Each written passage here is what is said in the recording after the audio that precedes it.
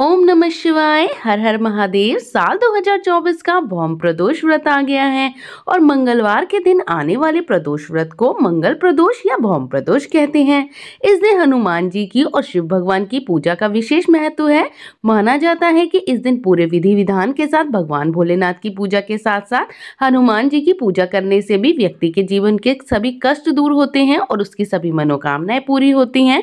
तो आइए अब कथा को प्रारंभ करते हैं। एक नगर में एक वृद्धा रहती थी और उसका एक ही पुत्र था। वृद्धा हनुमान जी पर गहरी आस्था रखती थी। वह प्रत्येक मंगलवार को नियम पूर्वक व्रत रखकर हनुमान जी की आराधना करती थी। एक बार हनुमान जी ने उसकी श्रद्धा की परीक्षा लेने की सोची। हनुमान जी साधु का वेश धारण कर वृद्धा के घर गए और पुकारने लगे, है कोई हनुमान भक्त जो हमारी इच्छा पूरी करे?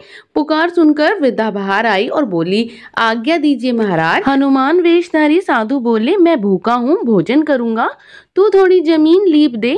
वृद्धा दुविधा में पड़ गई। अंततः हाथ जोड़कर बोली, महाराज, लीपने और मिट्टी खोदने के अतिरिक्त आप कोई दूसरी आज्ञा दें तो मैं उसे अवश्य ही पूरी करूंगी। साधु ने 3 बार प्रतिज्ञा कराने के बाद कहा, तू अपने बेटे को बुला, मैं उसकी पीठ पर आग जलाकर भोजन बनाऊंगा। यह सुनकर वृद्धा घबरा गई, परंतु वह प्रतिज्ञाबद्ध थी। उसने अपने पुत्र को बुलाकर साधु के सुपुर्द कर दिया। वेशधारी साधु हनुमान जी ने वृद्धा के हाथों से ही उसके पुत्र को पेट के बल लिटवाया और उसकी पीठ पर आग जलवाई।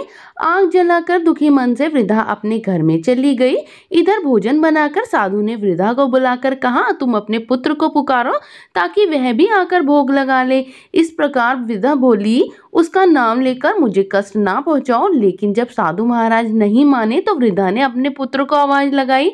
अपने पुत्र को जीवित देखकर वृद्धा को बड़ा ही आश्चर्य हुआ। वृद्धा साधु महाराज जी के चरणों में गिर गई और साधु महाराज जी ने उसे अपने असली रूप में दर्शन दिए। हनुमान जी को अपने आंगन में देखकर वृद्धा को लगा कि उसका जीवन सफल हो गया, उसकी भक्ति सफल हो गई, उसने जो चाहा था उसे मिल गया। तो इस तरह पूरे भक्ति भाव से जो इस व्रत को करता है, कथा सुनता व पढ़ता है, उसकी सभी मनोकामनाएं पूरी होती हैं।